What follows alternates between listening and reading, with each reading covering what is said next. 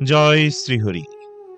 সুপ্রিয় শ্রোতাবৃন্দ, শ্রীমদ্ ভাগবতের দশম স্কন্ধের এই পর্বে আমরা শ্রবণ করব এক অত্যন্ত শিক্ষণীয় ও হৃদয়স্পর্শী কাহিনী, নৃগরাজার বৃত্তান্ত। মহারাজ নৃগ ছিলেন অত্যন্ত দানশীল ও ধর্মপরায়ণ রাজা। তিনি অসংখ্য গাভী ব্রাহ্মণদের দান করেছিলেন, কিন্তু অসাবধানতাবশত একটি গাভীকে কেন্দ্র করে তার জীবনে এমন এক অনাকাঙ্ক্ষিত ঘটনা ঘটে, যার ফলে তাকে দীর্ঘকাল এক কঠিন পরিণতি ভোগ করতে হয়। পরবর্তীতে পরম করুণাময় শ্রীকৃষ্ণের কৃপায় মৃগরাজা সেই দুর্দশা থেকে মুক্তি লাভ করেন এবং তার প্রকৃত স্বরূপ প্রকাশ পায়। এই বৃত্তান্ত আমাদের শেখায় দান, ধর্মকর্ম ও পুণ্য অর্জনের পাশাপাশি সতর্কতা, শাস্ত্রবিধি পালন এবং ভক্তির গুরুত্ব কত গভীর। সামান্য অসাবধানতাও কখনো কখনো জীবনের গতিপথকে পরিবর্তন করে দিতে পারে। একই সঙ্গে এই কাহিনী আমাদের মনে করিয়ে দেয় যে পরমেশ্বর শ্রীকৃষ্ণের কৃপাই জীবনের সকল বন্ধন থেকে মুক্তির চূড়ান্ত আশ্রয়।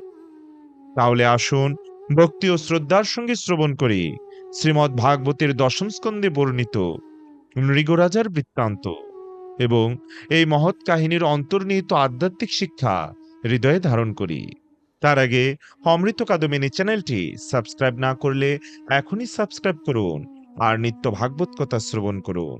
হরি ওম তৎসৎ। নারায়ণম নমস্কৃত্য নরম চৈব নরোত্তমম দেবীম সরস্বতীম ব্যাসম তত জয়মতীরয়েত। ওম নমো ভগবতে বাসুদেবায়। শ্রী বাদরায়ণী বললে, হে রাজন, একদিন শাম্ব, প্রদ্যুম্ন, চারু, ভানু, গদ এবং যদুবংশের অন্যান্য বালকেরা খেলা করার জন্য একটি উপবনে গিয়েছিল। অনেকক্ষণ খেলা করার পর তারা তৃষ্ণার্ত হয়ে উঠেছিল। তারা যখন জলের খোঁজ করছিল, তখন একটি শুকনো কুয়োর ভিতরে তাকিয়ে একটি অদ্ভুত প্রাণী দেখতে পেল। পাহাড়ের মতো এই গিরগিটিটাকে দেখে ছেলেরা অবাক হয়ে গিয়েছিল। তার জন্য তাদের দুঃখ হলো এবং তাকে কুয়ো থেকে উদ্ধার করতে চেষ্টা করল। তারা চামড়ার ফিতা ও তারপর পাকানো দরাদরি দিয়ে আটকে পড়া গিরগিটিটাকে বাঁধল, কিন্তু তবুও তাকে তুলতে পারল না। তাই শ্রীকৃষ্ণের কাছে তারা গেল এবং উত্তেজিত হয়ে প্রাণীটির সম্বন্ধে তাকে সব কথা বলল। জগতের পালক কমলনয়ন শ্রী ভগবান কুয়োটির কাছে গেলেন এবং গিরগিটিটাকে দেখলেন। তারপর তার বাম হাত দিয়ে অতি সহজেই তিনি সেটিকে তুলে আনলেন। মহিমান্বিত শ্রী ভগবানের হাতের স্পর্শ লাভে সেই প্রাণীটি তৎক্ষণাৎ তার গিরগিটির রূপ ত্যাগ করে এক স্বর্গবাসী রূপ ধারণ করল। তার দেহবর্ণ তপ্ত সুবর্ণের মতো এবং বিচিত্র অলঙ্কারাদি বসনভূষণ এবং পুষ্পমাল্যে সে শোভিত ছিল।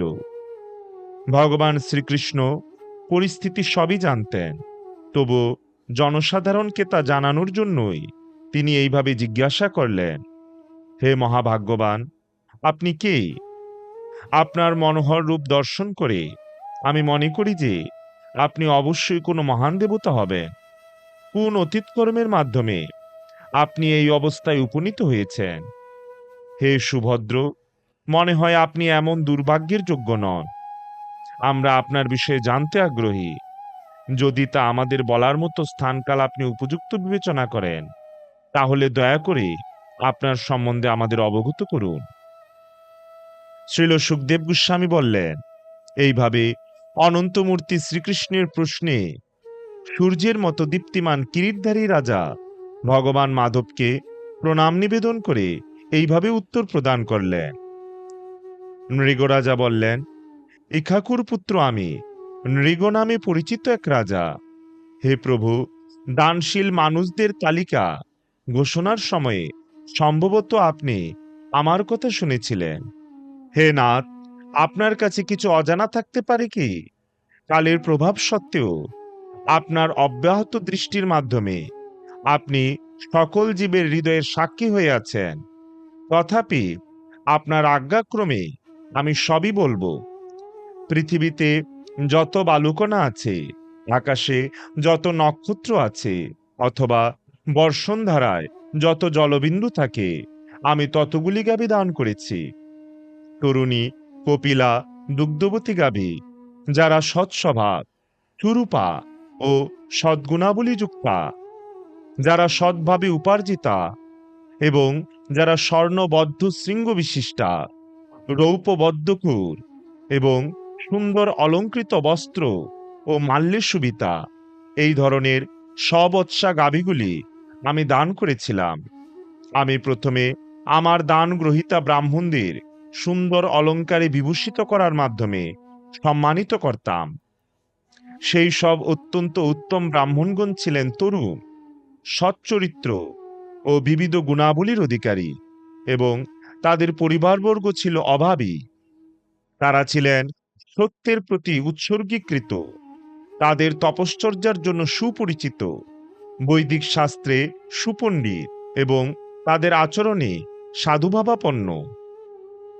আমি তাদের গাভী, ভূমি, স্বর্ণ এবং বাসগৃহের সঙ্গে অশ্ব, হস্তি ও দাসী সহ বিবাহযোগ্যা কন্যা ও তিল, রৌপ্য, সুন্দর সজ্জা, বসনভূষণ, রত্ন সামগ্রী, আসবাবপত্র এবং অনেক রথদান করতাম। অধিকন্তু আমি বৈদিক যজ্ঞাদি সম্পাদন করেছি এবং বিবিধ প্রকার ধর্মীয় কল্যাণকর কাজকর্মও করেছি।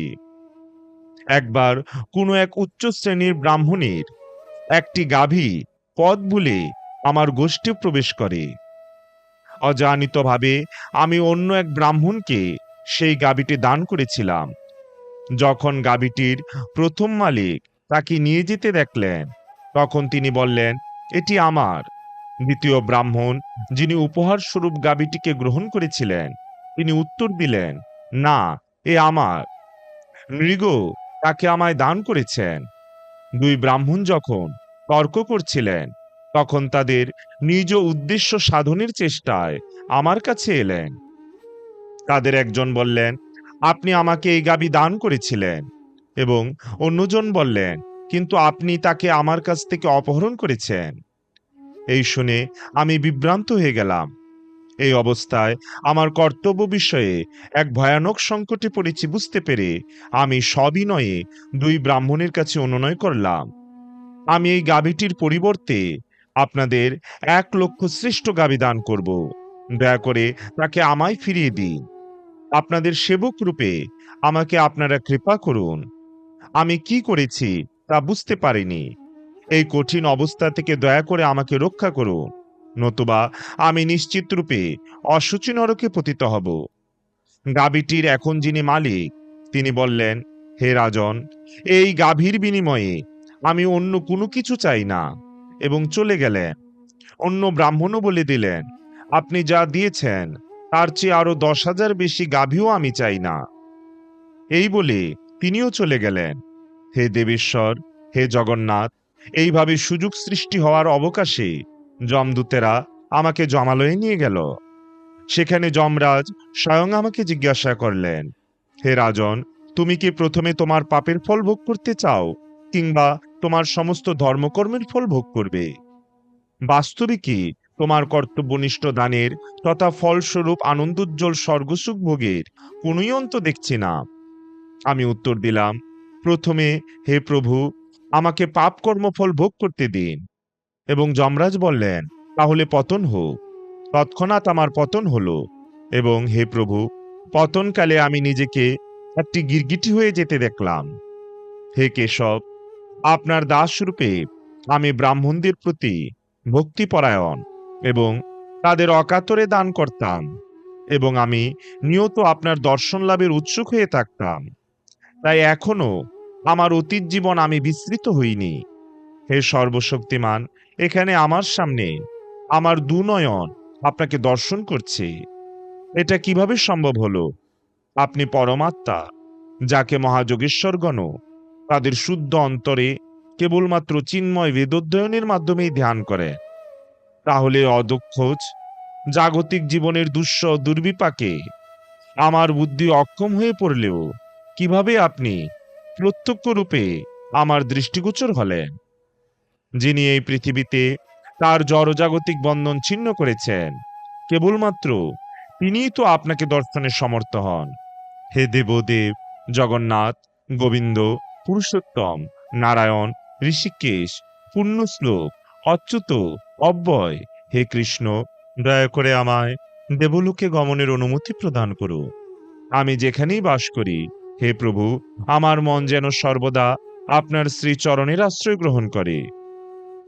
বাসুদেব পুত্র শ্রীকৃষ্ণ, আপনাকে আমি বারংবার আমার প্রণতি নিবেদন করি। আপনি সকল জীবের উৎস, পরম ব্রহ্ম, অনন্ত শক্তির রাশির অধিকারী, যোগের সকল পন্থার অধীশ্বর। এই বলে নৃগরাজ ভগবান শ্রীকৃষ্ণকে প্রদক্ষিণ করলেন এবং শ্রী ভগবানের শ্রীচরণে তার মুকুট স্পর্শ করালেন। বিদায় গ্রহণের অনুমতি লাভ করে নৃগরাজ অতঃপর সমবেত সকলের সামনে একটি অপূর্ব দিব্য বিমানে আরোহণ করলেন। পরমেশ্বর ভগবান শ্রীকৃষ্ণ দেবকী নন্দন, যিনি বিশেষভাবে ব্রাহ্মণগণের প্রতি অনুরক্ত এবং যিনি ধর্মাত্মা, তিনি তখন তার পরিজনদের বললেন এবং এইভাবে সাধারণভাবে রাজন্যবর্গকে উপদেশ প্রদান করলেন। অগ্নির চেয়েও তেজস্বী কোনো মানুষ যদি ব্রাহ্মণের সম্পদ ভোগ করে, তবে তা সামান্য পরিমাণে হলেও আত্মসাৎ করা কত দুঃসাধ্য হয়।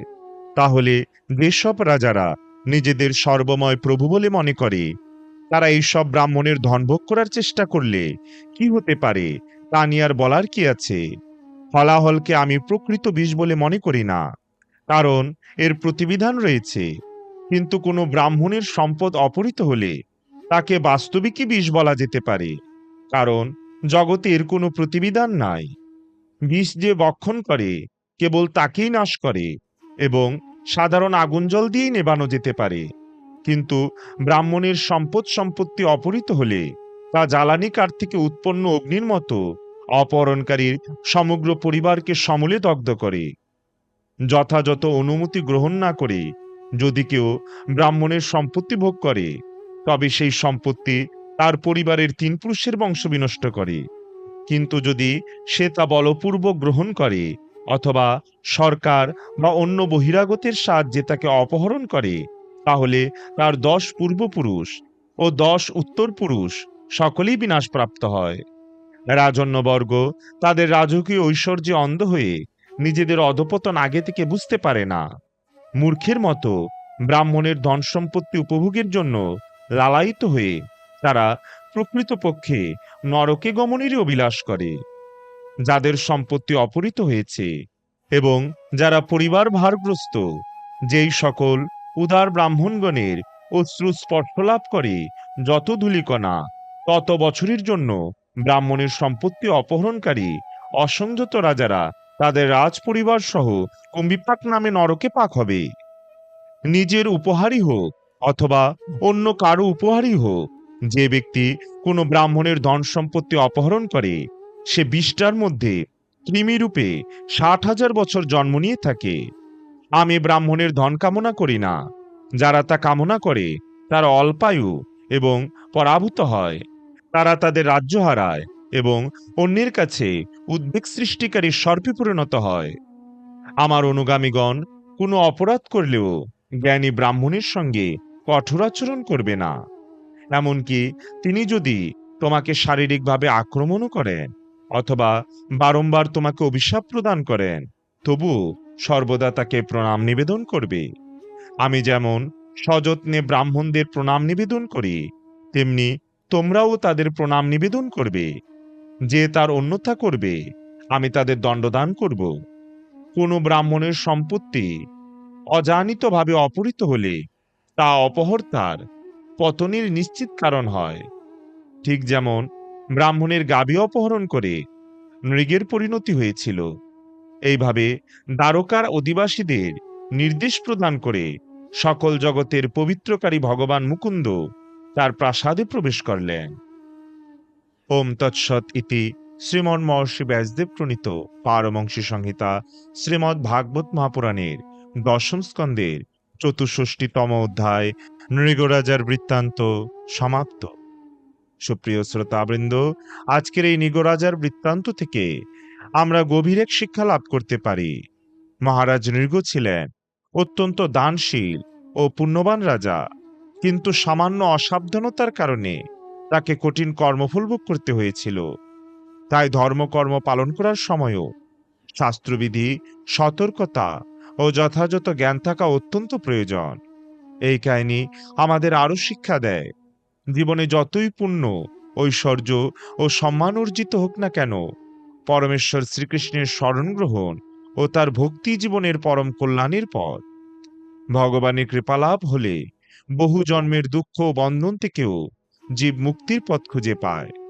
অতএব আসুন আমরা নৃগরাজার এই বৃত্তান্ত থেকে শিক্ষা নিয়ে জীবনে ধর্ম, সততা, দয়া ও ভক্তিকে ধারণ করি এবং সর্বদা শ্রীকৃষ্ণের চরণে নিজেদের সমর্পণ করি।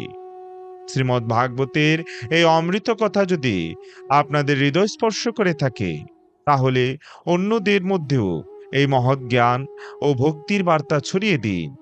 পরবর্তী ভিডিওতে আমরা শ্রবণ করব শ্রীমদ্ ভাগবতের দশম স্কন্দের 65তম অধ্যায়, শ্রী বলরামের বৃন্দাবন পরিদর্শন।